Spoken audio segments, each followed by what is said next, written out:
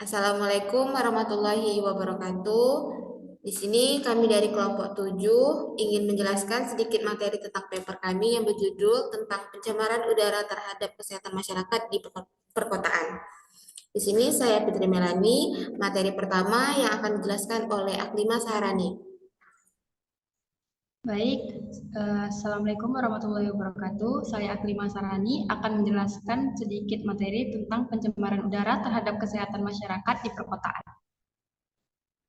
Latar belakang, pencemaran udara merupakan salah satu kerusakan lingkungan, berupa penurunan kualitas udara karena masuknya unsur-unsur berbahaya ke dalam udara atau atmosfer bumi. Sumber pencemaran udara yang utama adalah berasal dari transportasi, terutama kendaraan bermotor yang menggunakan bahan bakar yang mengandung zat pencemaran. 60% dari pencemar yang dihasilkan terdiri dari karbon monoksida dan sekitar 15% terdiri dari hidrokarbon. Pembahasan yang pertama, konsep teori. Pada Peraturan Menteri Lingkungan Hidup Nomor 12 Tahun 2010 tentang pelaksanaan pengendalian pencemaran udara merupakan masuknya zat, energi, dan atau komponen lain ke dalam udara oleh kegiatan manusia, sehingga melampaui baku mutu udara yang sudah ditetapkan. Berdasarkan Keputusan Menteri Kesehatan Republik Indonesia Nomor 1407 Tahun 2002 tentang pedoman pengendalian dampak pencemaran udara. Pencemaran udara merupakan masuknya zat, energi, dan atau komponen lain ke dalam udara oleh kegiatan manusia sehingga kualitas dari udara turun sampai ke tingkat tertentu dan akibatnya mempengaruhi kesehatan manusia. B. Sumber penyebab terjadinya pencemaran udara. Terjadinya pencemaran udara bisa disebabkan oleh dua faktor, yaitu faktor alam dan faktor manusia. Penyebab pencemaran udara dari faktor adalah alam, contohnya adalah aktivitas gunung berapi yang mengeluarkan abu dan gas vulkanik, kebakaran hutan, dan kegiatan mikroorganisme. Polutan yang dihasilkan biasanya berupa asap, debu, dan gas. Penyebab polusi udara yang kedua adalah faktor manusia dengan segala aktivitasnya. Berbagai kegiatan manusia yang dapat menghasilkan polutan. Yang pertama ada pembakaran sampah, kendaraan bermotor, dan kegiatan industri. Yang kedua ada proses peleburan, yaitu pembuatan soda, semen, keramik, dan aspal. Yang ketiga ada pertambangan dan penggalian, yaitu polutan yang dihasilkan adalah debu. Yang keempat yaitu proses pengolahan dan pemanasan, seperti proses pengolahan makanan seperti daging, ikan, dan lainnya. Polutan yang dihasilkan berupa asap, bau, dan debu. Yang terakhir ada proses kimia. Contohnya yaitu pada pemurnian minyak bumi, pengelolaan mineral, dan pembuatan keris. Polutan yang dihasilkan berupa debu, uap, dan gas. C. Dampak terjadinya pencemaran udara. Menurut WHO yang dikutip dari Sehatku, saat ini 9 dari 10 orang bernapas di udara yang tercemar. Dampak pencemaran udara ini menyebabkan kematian pada sekitar 7 juta orang setiap tahunnya. Meski dampaknya tidak akan langsung terasa secara jangka panjang, udara tercemar yang terus-menerus terhirup bisa menyebabkan gangguan kesehatan.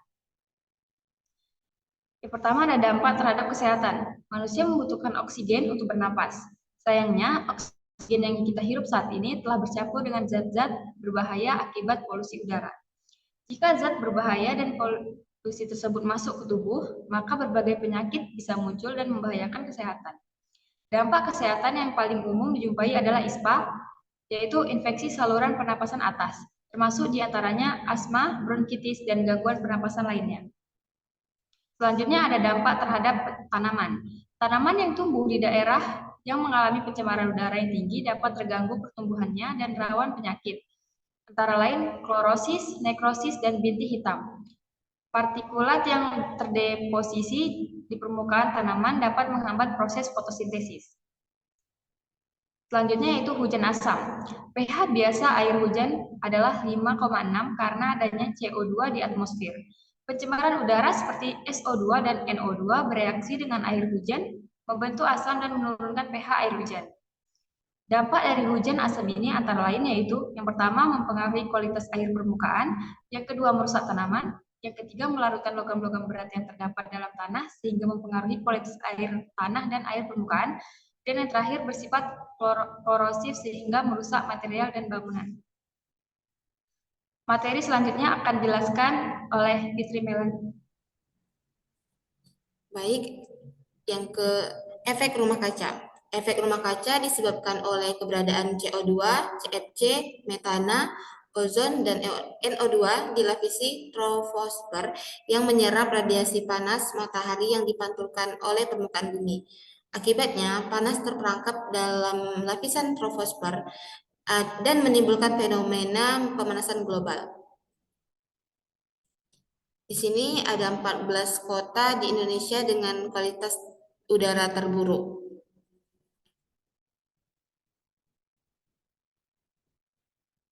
D. Upaya mengatasi pencemaran udara. Pencemaran udara terjadi disebabkan karena adanya pelepasan berbagai bahan kimia ke atmosfer.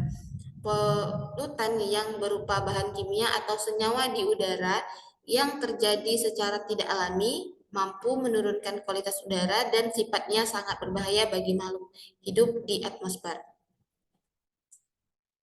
Upaya pencegahan dari pencemaran udara.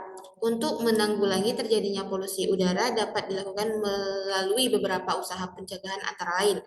Yang pertama, ada dorongan penggunaan angkutan umum, bersepeda, dan berjalan kaki untuk mengurangi jumlah kendaraan di jalan. Yang kedua, diterapkan standar emisi kendaraan yang lebih ketat dan promosikan penggunaan kendaraan listrik. Yang ketiga, menerapkan dan menegakkan peraturan tentang emisi industri dan mendorong teknik produksi bersih. Yang keempat, tingkatkan jumlah taman dan ruang hijau yang dapat berfungsi sebagai pembersih udara alami. Yang kelima, tingkatkan praktik pengelolaan limbah termasuk daur ulang dan pembuangan terkontrol. Yang keenam, beralih ke sumber energi terbarukan seperti matahari dan angin untuk mengurangi ketergantungan pada bahan bakar fosil. Yang ketujuh, merancang kota dengan penekanan pada pengurangan kemacetan, mendorong penggunaan lahan campuran, dan minimalkan sumber polusi. Yang kedelapan, tingkatkan kesadaran publik tentang penyebab dan akibat polusi udara dan dorong tindakan individu untuk mengurangi polusi. Yang kesembilan, menghentikan pembakaran hutan agar tidak menimbulkan asap pembakaran yang menyebabkan gangguan pernafasan. Kesimpulan, polusi udara memang sudah dianggap sebagai kompon isu oleh sebagian besar masyarakat perkotaan. Ada juga sebagian masyarakat yang sadar dan mau peduli terhadap isu ini.